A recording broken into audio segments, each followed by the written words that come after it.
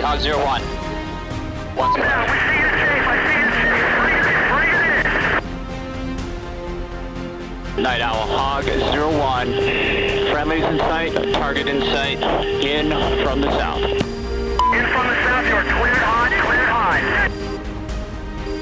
Both Hog elements, good guns, good guns.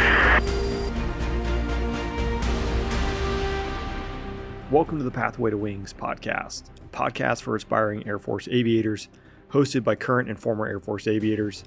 My name is Major John Waters. I'm a former F-16 pilot and now a reservist working for the Air Force Recruiting Service. My guest today is Lieutenant Darian Haynes. She just completed RPA training, remotely piloted aircraft training for the United States Air Force, and now is on her way to her first assignment. She's an officer training school graduate. We're going to talk about her journey today. So with that being said, let's get into the podcast with Lieutenant Darian Haynes. Awesome. Lieutenant Darian Haynes, thanks for joining me on the podcast today. Excited to hear about your story. Before we get rolling, will you just kind of tell me just a quick snapshot of who you are and what you're doing today and how you got there? So like the 30-second elevator pitch. Sounds good. Yeah. So as he's mentioned, I am Second Lieutenant Darian Haynes. I went to Baylor University. First off, I should mention I grew up in the Air Force family. Both of my parents retired Nice. out of Randolph Air Force Base. So yeah, I grew up there, and then I decided to go to college at Baylor University. My parents' inspiration did not rub off on me to join Air Force. So deciding my senior year of college, one, because the health benefits are super good there. So I was like, yeah, we'll see what's going to happen. So I ended up getting selected for OTS. I ended up graduating November 2018. So I'm coming up on my 2 years in the Air Force. Following that, I was picked up for RPA. I went to Randolph Air Force Base for the initial part of the training. I went to Holloman Air Force Base in Alamogordo, and now I'm headed to Cannon Air Force Base, where I'm going to be flying the MQ-9 Reaper. Very So awesome. Yeah. It's crazy that you grew up in an Air Force family, and then it sounds like it was not a last minute decision, but more or less a last minute decision to go into the Air Force. Is that true? It is. My parents, they never were like, yeah, we want you to go into the military. That wasn't anything they ever pushed on me. They were more so wanting to follow me through whatever career I decided. It wasn't until I worked at a mail center on base. I actually worked over at Fort Sam in San Antonio, where I saw the camaraderie of like other Army men and other sailors going through, where I was like, yeah, this seems like something I really want to do. Also, once again, those health benefits, when I was about to graduate college, that was something that they were just kind of like, whenever you graduate college or when you turn 26, you're no longer going to be underneath your parent or your dependent. And so I was like, well, we'll see what's going to happen. So it was a last minute decision, but both of my parents were super proud just because I was going in as an officer. They were both enlisted. And yeah, I wouldn't change how I did it for the world. So No, that's awesome. And obviously there are a lot of benefits to joining the military. That could be several podcasts in and itself. Sounds like the health benefits were a big factor for you. And right. Now that I'm a reservist, I can definitely see the healthcare cost we have to pay. So for those listening, that is a huge benefit of being in the military. The fact that everything is pretty much covered. Yeah. The next step in that OTS, so Officer Training School, we have 3 different commissioning sources for those listening: the Air Force Academy, Reserve Officer Training School, or Reserve Officer Training Corps, and then Officer Training School. So 3 different ways to become an officer in the Air Force. I think OTS is probably one of the more challenging ones to get in, because you're competing with everyone who is already has a college degree and most likely has already been out in the workforce doing something. So standing apart is kind of challenging. Can you talk a little bit about the OTS application process and what your experience was like going through that? Yeah, for sure. So just as a whole, the first part of wanting to go into officer training school, you first need to get a recruiter that's going to help you out. So during that time, I had spoken to one recruiter because up at Baylor, you have Dallas right next to Waco, Texas. So during that time, I was talking to a recruiter up in Dallas. He wasn't super helpful. So we ended up having some other individuals assist me with that package. But all it is you have a package that's showing who you are on paper, and then you're giving it to someone and hoping that they select you. So it is entirely competitive, and it's based on what people are seeing in that package. For me, a lot of the hurdles, especially with trying to go rated, you have to take an AFOQT. And with that AFOQT, or Air Force Officer Qualifying Test, I didn't know anything about piloting. I didn't know anything about navigation. So when I was studying for that, I had to teach myself. And my mom's background was nursing and then human resources, and my dad was computer science and security. I didn't even have anyone to ask. So teaching myself that information was a huge hurdle for me. But thankfully, when I was able to go and take the test, we got it done. And then I got my scores back, which they were average. Like, I got the exact minimums that you need in order to be qualifying for pilot and for the rating positions. So yeah, that was just kind of the background of the OTS package. You just literally have a group of people sitting in a room being like, we think this person's going to be good and this person's not going to be good. And I tell a lot of other people that I help mentor into OTS and all of their different packages that yes, it's about the scores, but don't beat yourself up if your scores aren't the best scores, because overall they're looking for an officer. I had to end up telling that to myself as well. Being an officer is your first duty, and then whatever you get picked up for, that's going to be what else, the thing that you're doing for the Air Force specifically.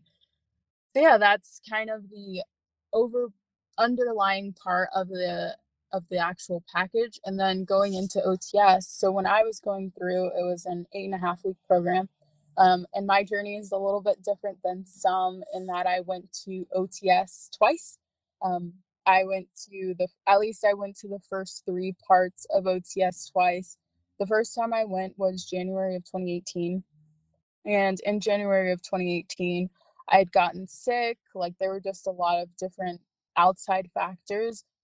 So when I went to go do my PT test, the first one I ended up failing, one because I was sick. The second one I ended up failing again because I was still sick. And then it was just a lot of factors that came into play why I wasn't able to finish the first part. But due to an AFI saying that you can be reinstated, I was able to go through that whole process of what that actually means to be reinstated. And I was able to come back within the same year, 6 months apart. I started September of 2018, and I was able to finish all the way through.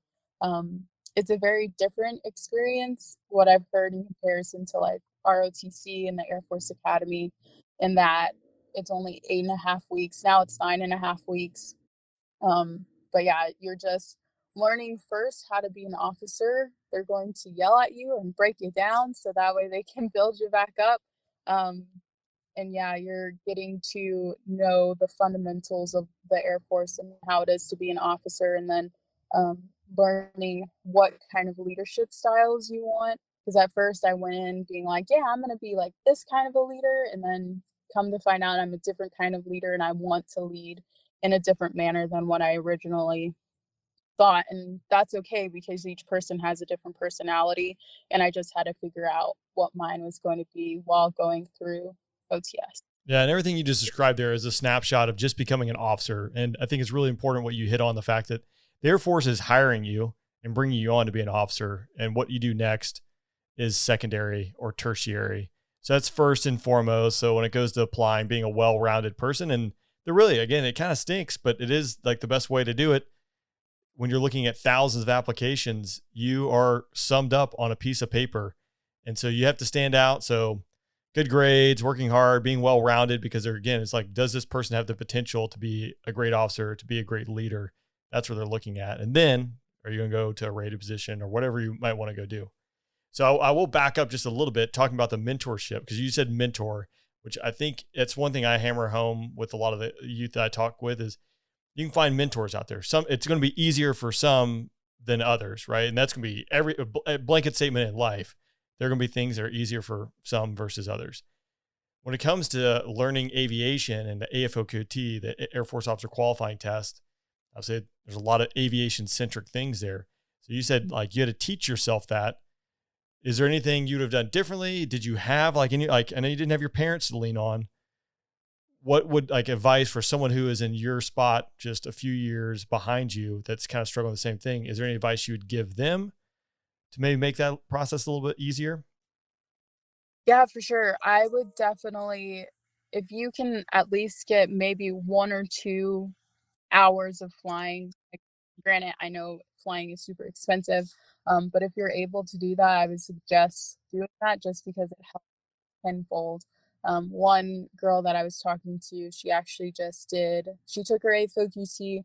She didn't get as high of a score that she wanted, but I told her, hey, like, you have me as a resource now. Like, you just have to find people that you know have gone through something similar, at least have a little bit of knowledge or can help you cage the information in a different way. And then try to get some flight hours, even if it's not a lot, but at least you can have a better understanding of, hey, what am I looking at currently? How do I make this fit into my brain? Go to YouTube, find different tutorials. There's a lot of different avenues if you don't have someone that you can directly reach out to and be like, I need some help. Please help me. Yeah, that would be my advice for people going through, because I definitely know I needed it. And hindsight 2020, if I had known previously, I would have definitely reached out a lot sooner. Yeah, I think one thing to point out, like this podcast is an example of things in today's age that are different than even when I went through. There's lots of sources out there where you can really easily connect with different people who have those experiences, and just takes a little bit of effort because it is so much easier if you can at least have someone to help guide you through a process that doesn't even make sense to you. Like learning aviation, if you don't around a pilot or a navigator would be a really challenging thing. So I think that's great advice. Now, talking about a little bit what you're doing now. So RPA, remotely piloted aircraft. Did you want to go do that when you applied to OTS? Were you kind of open-minded, or what was that process like, and what were your thoughts? Yeah, so for RPA specifically, well, when I was first picked up from OTS, they called and were like, hey, you were picked up for CISO, Combat Systems Officer. And I was like, okay, cool. Like, this will be a fun time. But then I was medically disqualified from CISO. However, from RPA, I was qualified for that. So I was like, okay, we're going to see what happens. After I was picked up for RPA, I then realized that the training was back at Randolph. I one part joined the Air Force so I could get out of Randolph and the other places in the world. So at first I was a little disappointed. I wouldn't say bitter. I was more so disappointed.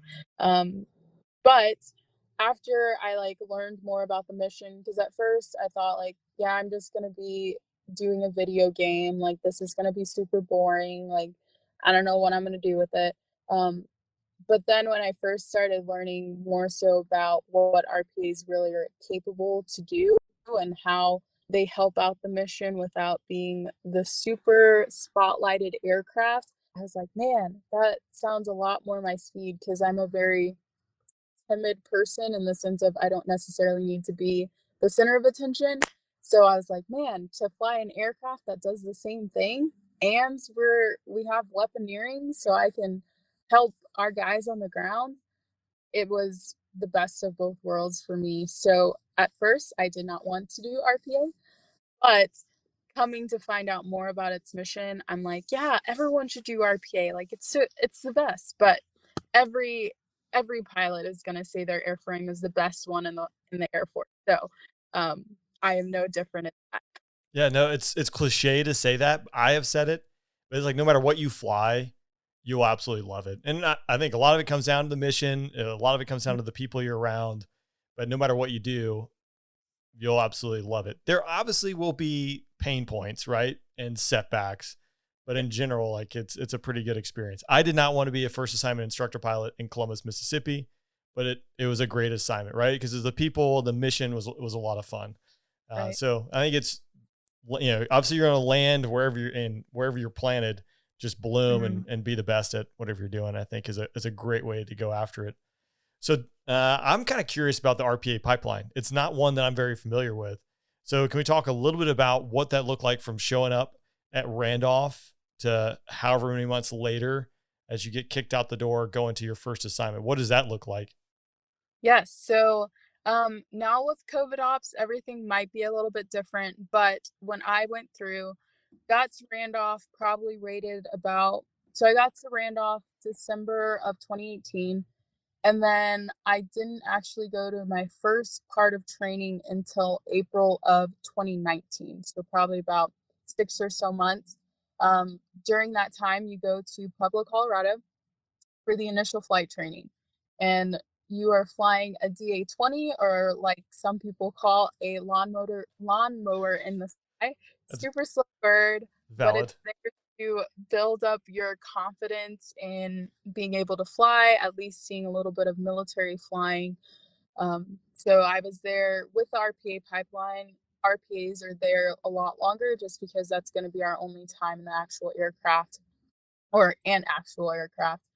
So from April of 2019 to about July of 2019, and I had some issues there, so it ended up taking a little bit longer than some of my classmates. Then I came back to Randolph. I had another stint of casual work where I was just working and helping out actually with Det 1. So from July until I started RIQ, which is the RPA instrumental course or instrumental qualification, from October until February. So with RIQ, it's separated into two specific courses. So you have RIQ and then you have RFC, which is the RPA fundamentals course. So I think probably from like October to maybe January, we did RIQ. And during that time, we're flying a T6 Alpha, which is just the standard military aircraft that actually all pilots go through. For us, though, it's differently because we're only doing it in a sim. So we're learning how to do steep turns, climbs and descents. We're learning all about military flying specifically with the T6, but it's all based in a simulator. How many simulator rides do you have in the T6? I think because I keep all of my like mission data cards. I think I had like 40. So we have 7 tests altogether. And then we have the basics course, which is probably about 10 rides, I think. I'm not entirely sure about how many flights per each. Then we have our instruments portion, which was a good chunk of time. And then lastly, we have the nav, which was probably about 5 flights. And then you have your pre-check and check. And then you go ahead to your RFC, which is once again the RPA during that fundamentals course. During that time, so with the RPA community, you have a pilot and you have a sensor operator, who the sensor operator is the enlisted member of the crew. So while the pilot is in charge of the actual maintaining aircraft control, doing radios, like making sure the aircraft doesn't fall out of the sky, the sensor is doing a lot of camera manipulation, making sure the thing is on the thing. If you want to drop bombs on someone, they're doing a lot of that manipulation of the aircraft.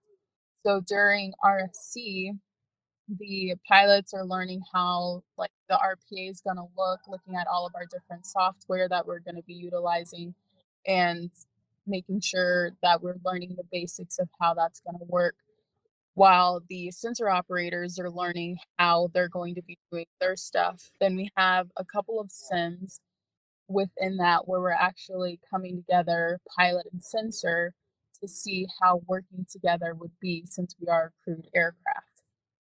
Yeah, and then so that is the big chunk of time spent at Randolph. Then you get your wings whenever you finish RFC, and then you're moving on to MQT, which can either happen at Holloman, Syracuse, New York, or March Air Force Base in California. Sorry, you said that was, you call that MQT? Oh, sorry, IQT. I apologize. No, IQT. We have Yeah. a lot of acronyms, right? And We if people haven't figured this out yet, there's a lot of acronyms. And I don't know, people ask me, hey, what does that mean? I'm like, I have no idea, right? I use it on a daily basis. I have no idea what it means. Right.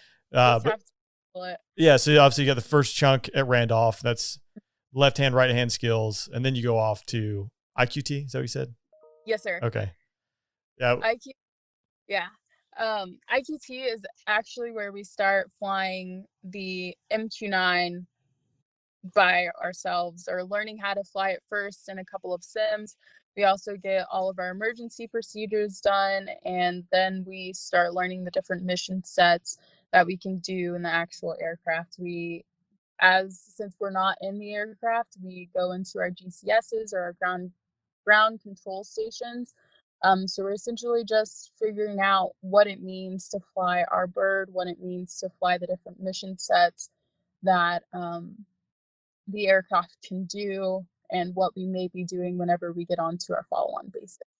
So, No, that's awesome. Mhm. And I guess now you've just shown up at your first operational assignment. The next few months of your life, what does that look like for someone who's brand new? so for me, right now, it's just in processing. I'm learning what that means since this is my first operational base. After that, I will probably have a class date for MQT, which is the mission qualification training. Um, and so from what I've heard, just be doing a lot of sims whenever I start doing that, to actually starting to fly some of the lines that they have here. And yeah, that's what I've come to hear about how that process is gonna work within MQT. Other than that, I'm just getting my house set up and making sure I do all the things that I'm supposed to do and go to the places I'm supposed to. So Now and I think it's cool to highlight. We take for granted for the fact that, all right, it's now October of 2020. And when did you graduate OTS again? graduated November 16th of 2018. All right. Yeah. So like 2 years, right? Like, as you said, you've been in the Air Force, but that is how long it takes to get someone from in the door as a second lieutenant through their initial training and showing up their base for their first operational base to start training. And it kind of mimics that across all different platforms. There's plus or minuses, how long does it take, but it's a long road. And I think that's really the point. And this road for you started quite a ways back, although you said it was kind of a last minute jump into it, but no, it's still a very long road to get to this point. If you're looking back and if you bumped into yourself on the street, 15, 16-year-old, Darian, would you tell her to do anything different? Any recommendations, any guidance you'd provide her? So a lot of it would be, I don't think I would do anything differently. I think how my life has gone, I needed those, because a lot dealing with my faith. But when I first went to OTS, I don't think I would have been the second lieutenant, this Darian Haynes sitting in front of you. I don't think I would have learned the lessons that I needed to. I think I would have probably been very ungrateful and not super appreciative of all of the opportunities given to me. One major thing is, had I finished OTS when I was supposed to in the first stint, I wouldn't have ever been a part of Det 1, because it would have been created after I would have been already gone, and Det 1 has given me tremendous opportunities. So I would not tell myself to do anything differently. However, I would tell myself to give myself a little bit more grace and patience. I am someone who likes to strive for perfection, and DOS is a place where all of your imperfections are shown. Even at Baylor, like, I've always just had really good grades. Like, I'm a decent student, and DOS was a place where I did not know the current limits that I had, especially with flying. This was something that I hadn't even considered doing. So I had to do a lot of soul searching. I even got to, whenever you start having troubles in flights, they first put you on CAP, Commander's Awareness Program, which all that just means is, hey, we need to focus some more attention on this individual, making sure they get the portions of flight that they're not currently understanding, just giving them a little bit of extra help. So I was put on flight CAP, and I was like, man, this sucks. Like, I'm not a super good pilot. And then before you have your actual solo in the aircraft for the first time, they want you to have like a pre-check solo, just so they can make sure that you are going to be safe before flying an aircraft by yourself, which makes sense. Yep. But that ride was the ride that I ended up getting stuck on for a week, and I was not super. I was questioning a lot of, did I still want to do this? What am I doing with my life? Then I got to a 77 ride, which is a progress check. So essentially they're like, hey, we want to make sure that you're still progressing in the way that you're supposed to. And I was like, okay. During that, it's not a graded flight. However, you can decide if I didn't pass that flight, then I would end up going to another flight after that, which is your not evaluation, but it's a 78. Oh, sorry. So it's a 78 ride, and during that time, if I didn't pass that ride, I would be kicked out of the pilot training program. And so I got to that ride, and thankfully I passed, but it has been a lot of struggles overall, starting from that very beginning. And that even for each of the rides after that, for each of the training programs, I've always gotten to a place in my training pipeline where it's been super difficult and to the point where I start questioning myself. So my advice would be to not question myself. You are there for a reason. Like, you have the capabilities within you, and don't doubt yourself even when the going gets rough, because ultimately other people saw it in you to be able to do this and to be able to do well. So don't question that in yourself. Yeah, no, I think that's good advice. And, there are people who are going to sail through training and never have any issues whatsoever. But I would say for the vast majority of the rest of us in the 80% group, you're going to have different days where you bust rides or things just aren't going the way you thought. And it's going to be different. Everyone else is going to be doing great and you're going to be doing terrible. And then, 4 months down the road, the roles are going to be reversed. It's just a matter of pushing through that and realizing that, which is a lot easier said than done, especially when you're in the moment and, you're on the chopping block or the future's in question, but you're not the first person to go through it and you won't be the last person to go through it as well. Yes, sir. So awesome.